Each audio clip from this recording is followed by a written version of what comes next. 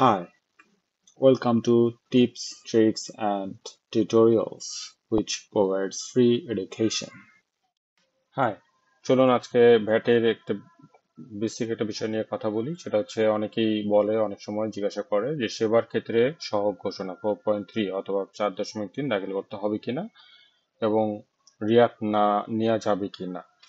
তো সেবা প্রোভাইড করতে গিয়ে আপনি যদি 15% স্ট্যান্ডার্ড রেট ফলো করেন, অবশ্যই আপনি কেন নিতে পারবেন না, এটা নিয়ে আইনে আসলে কোনো কিছু নাই। তো 4.3 দাখিল করার প্রয়োজন নাই। 4.3 সেবার ক্ষেত্রে দাখিল করার প্রয়োজন নাই এবং আপনি রিয়াত নিতে পারবেন।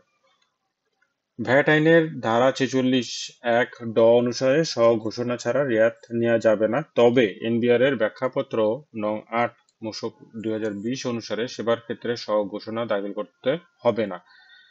তো বিধি 21-এ উল্লেখ রয়েছে যে পণ্য উৎপাদন বা সেবা সরবরাহের পূর্বে স্ব-ঘোষণা দাখিল করতে হবে। মূসক 4.3 ফর্মে সেবা উল্লেখ নেই। স্পষ্টভাবে এনবিআর এর পত্রে উল্লেখ থাকার পরও মাঝে মধ্যে শোনা যায় যে সেবার ক্ষেত্রেও স্ব-ঘোষণা না দিলে রিয়াত না যাবে না। আসলে এরকম না কোনো কিছু। তো সেবা যদি আপনি স্ট্যান্ডার্ড রেটে সেল করেন তাহলে অবশ্যই আপনি রিয়াত নিতে পারবেন।